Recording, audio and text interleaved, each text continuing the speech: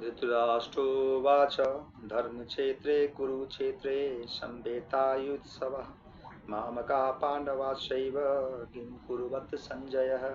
धृतराष्ट्र ने कहा संजय से कि धर्म क्षेत्र कुरुक्षेत्र में, यहाँ पे कुरुक्षेत्र का संबोधन धर्म क्षेत्र से किया गया है क्योंकि युद्ध पांडव और कौरवों के बीच में हो रहा है।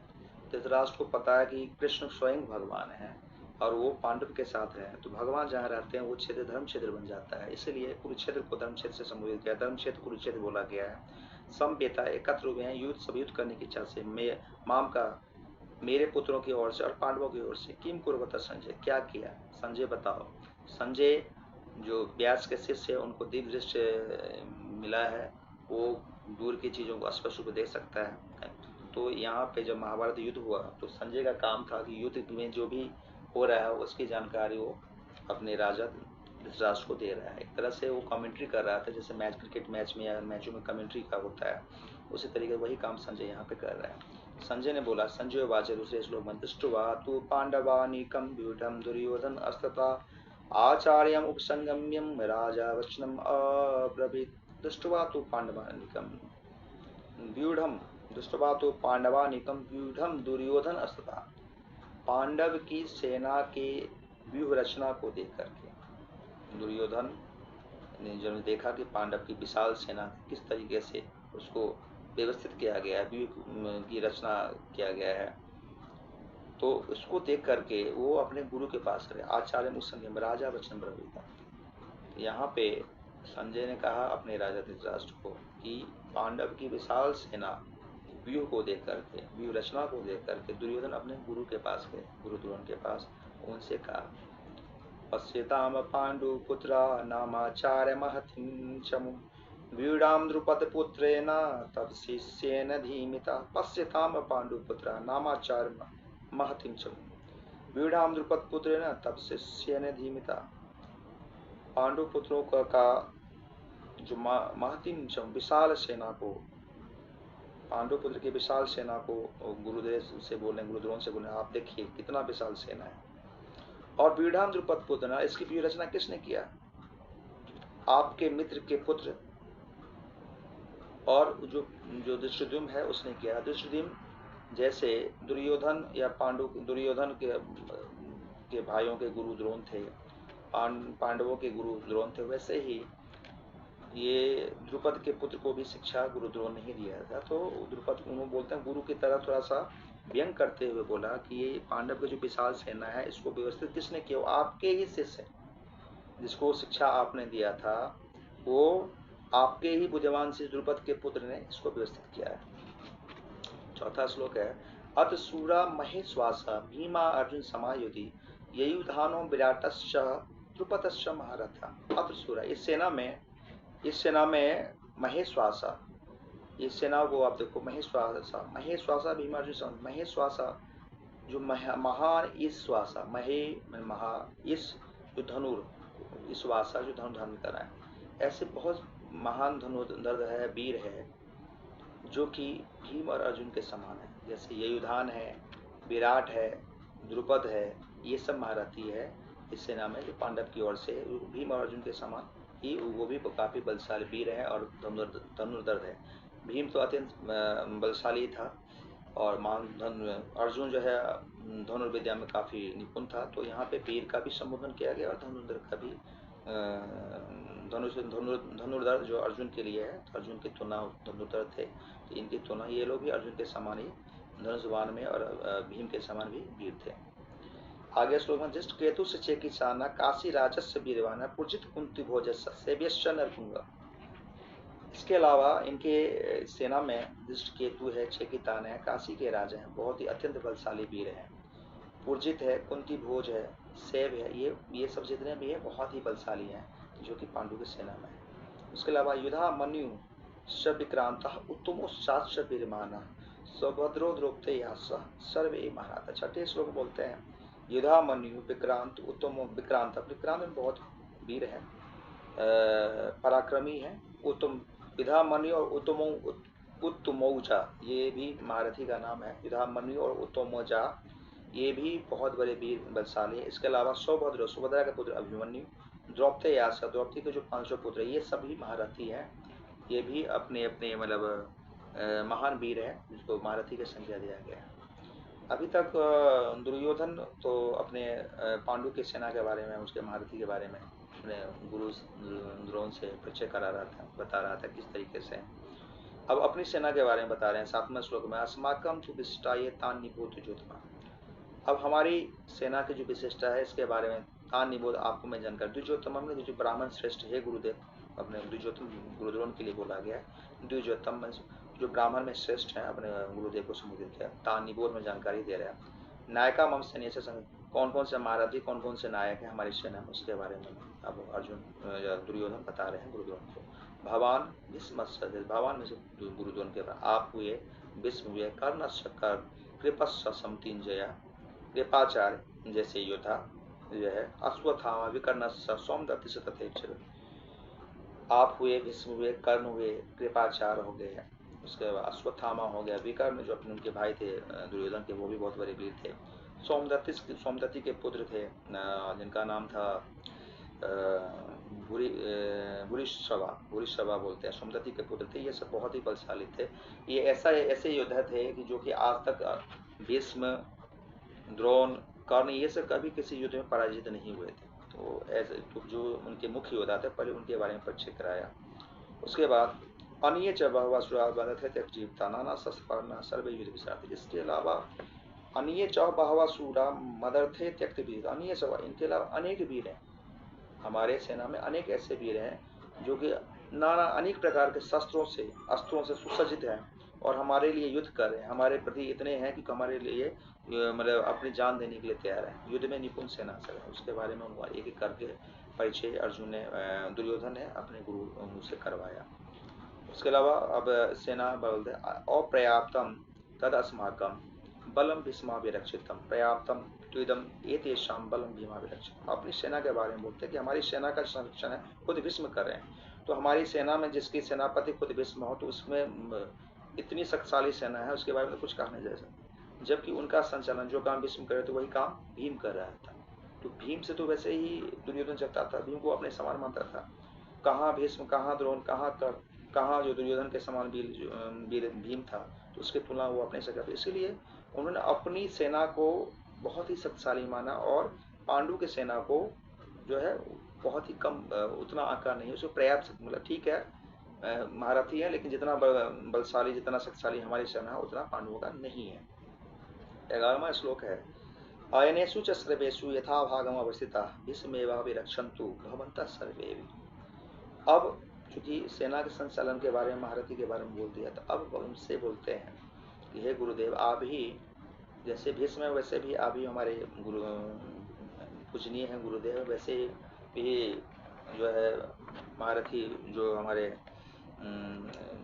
भीष्म जो है वो दादा लगेंगे उसको, अर्जुन और दुर्योधन के। तो भीष्म के बारे में बोले जैसे वो वीर हैं वैसे तो आप भी हैं।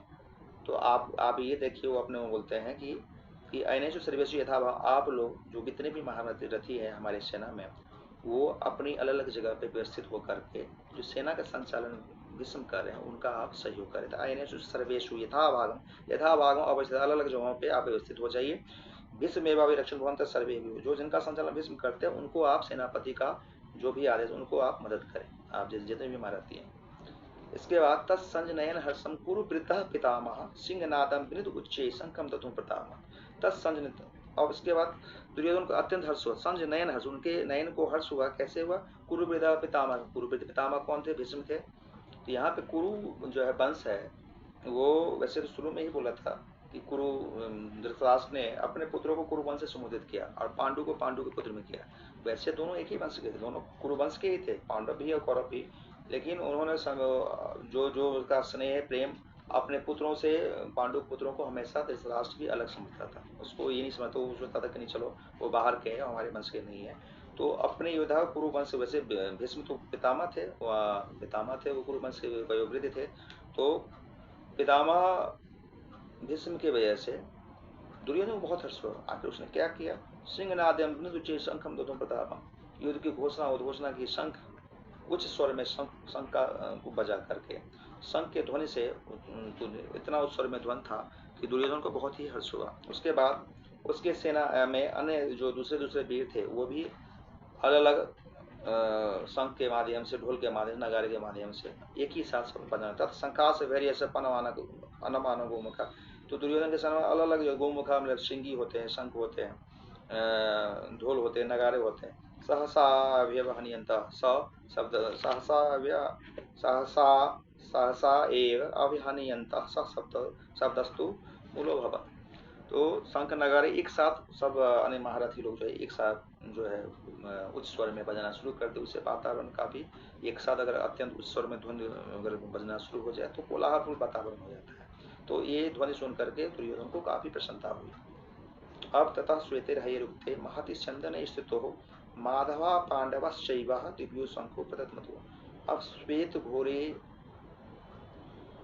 जो था, दो श्वेत घोड़ा तथा श्वेत, उसके बाद दो श्वेत हयरुक्ते रथ, जिस जो बहुत बड़ा रथ था, श्वेत घोर जो जिस रथ को चला रहा था, दो श्वेत घोड़ा, उस पर कौन बैठे थे?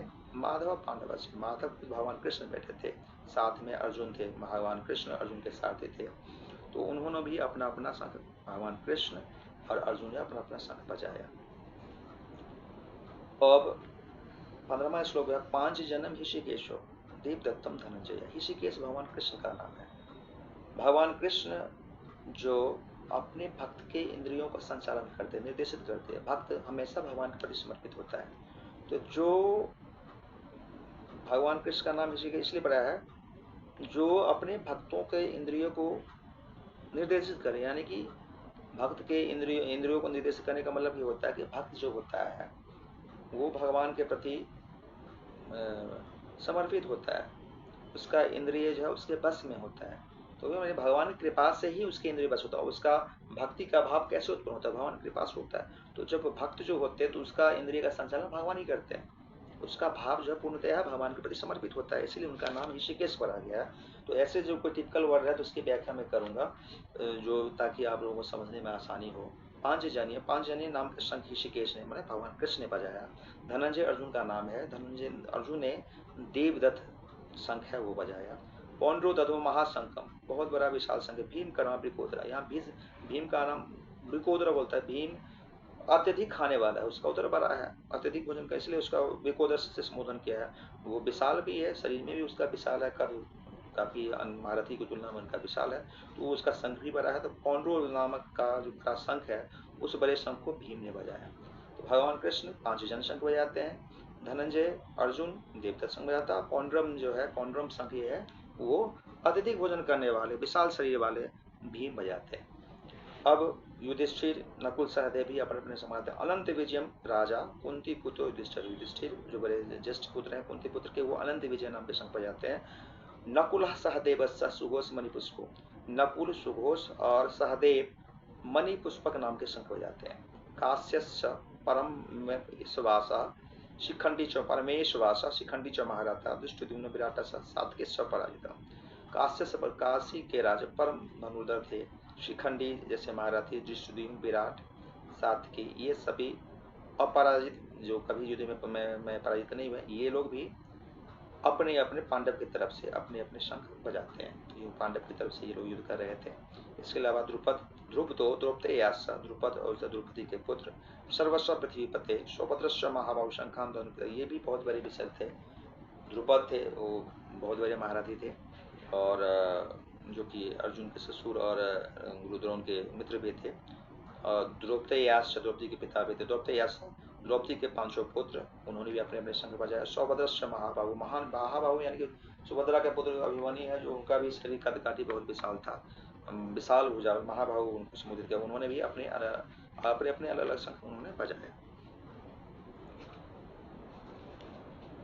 सघोषो धातराष्ट्राणम हृदयानि व्यतारेण नभस्स प्रतिबिंचेम तुंगलोभेनुदायन। इस प्रकार जो ध्वनि अलग अलग ध्वनि पांडव की तरफ से बजे, उससे उच्च स्वर में इतना उच्च स्वर में ध्वनि हुआ कि चारों तरफ पृथ्वी आकाश सकोशोधात राष्ट्र हृदयानि बेतारिय नवस्व पृथ्वी से इन नवस्व पृथ्वी पांडव की तरफ से अलग अलग जब शंख एक साथ बजना शुरू हुआ, पूरे आकाश पृथ्वी चारों तरफ से जो है उसकी शब्द के ध्वनि से गुंजायमान हो गया। ये सुन करके इस तरह की ध्वनि के सुन करके जो धृतराष्ट्र के पुत्रों को हृदय में मतलब ये हुआ, मतलब विदन करने का मतलब ये होता, उनको दुखी जलन होने लगा कि हमारी तरफ से था, लेकिन हमसे भी उस स्वर में पांडु पुत्र से हो गया, जितने स्वर में उनसे उस काफी उस स्वर में उनके बजने लगे, तो ये देखकर उनको जलन हो गया। अर्थव्यवस्थान 20वां श्लोक है। अर्थव्यवस्थान दृष्टा धाष्ट्राष्ट्रम कपित्वच प्रवृत्ते शस्त्र संपाते धनुरुद्यम पांडवा ऋषिकेशम तथा वाक्यम इदम माह महीपते। अर्थव्यवस्थान दृष्ट्वा धातराष्ट्रान् कपिध्वजः प्रवर्तते शस्त्र संपादे धनु उद्यम पांडव ऋषिकेशमः। अब उस समय हनुमान के से अंकित ध्वज लगा था अर्जुन के जो रथ में है, पांडुपुत्र अर्जुन के है, उनके रथ पर लगा था। तो अर्जुन भी अपना धनुष उस रथ पे बैठा था, उस उनके रथ के ध्वज पे लगा था, जो बजरंगबली का, हनुमान जी का अंकित ध्वज लगा हुआ था। धनुष उठा करके अपना उठाया, तीर चलाने के लिए तैयार हुआ, मतलब अपना युद्ध करने की कौशल प्रवृत्ति से। और ये बता रहे हैं कौन? ये संजय बता रहे हैं। हे राजन, यहाँ राजन शब्द का ये जो है संजय बता रहे हैं। अब राजन बोला गया है, धृतराष्ट्र बोला गया। तो हे राजन, धृतराष्ट्र के पुत्रों को व्यूह में देखकर अब अर्जुन ने, अब ये तैयार तो हो गया, अपना युद्ध होगा, दोनों तरफ शंख बजा, अर्जुन भी युद्ध की तैयारी कर रहा था, धनुष अपना उठा करके। तो अब धृतराष्ट्र के पुत्रों को व्यूह को देख रहा था, जो उनकी सेनाओं को देख रहा था। अर्जुन भी निरीक्षण कर रहा था। अर्जुन यहाँ पांडु के पुत्र के जो मुख्य योद्धा थे, तो वो निरीक्षण करते हुए देखकर उन्होंने श्री कृष्ण से कहे, क्या कहे? ये किस्म 22वां श्लोक। अर्जुन वाच सेन योरुभयोर्मध्ये रथम अस्थाप्यं मेच्युत यावत्तान् निरीक्षेऽहं योद्धतु कामानवस्थितां कैर्मया स योद्धव्यम् अस्मिन् रणसमुद्यमे। अर्जुन बोलते हैं, सेन योरु मयोर मध्य रथम स्थापयामि, मेरे हमारी जो रथ को आप दोनों सेनाओं के बीच मध्य में आप ले चलिए, कृपया ले चलिए। हे अच्युत, अर्जुन को बोला है, यावत्तान निरीक्षण, ताकि मैं दोनों उसका सही से निरीक्षण कर सकूं। और अर्जुन ने कहा, हे अच्युत, अच्युत भाई भगवान कृष्ण बोला, कृपा करके मेरी रथ जो है दोनों सेनाओं के मध्य ले चलिए, ताकि वहां पे युद्ध की अभिलाषा से जो उपस्थित है कौरव सेनाओं का और अपनी सेनाओं, दोनों सेनाओं का मैं अच्छी तरीके से निरीक्षण कर सकूं, देख सकूं। जय जय श्री राधे।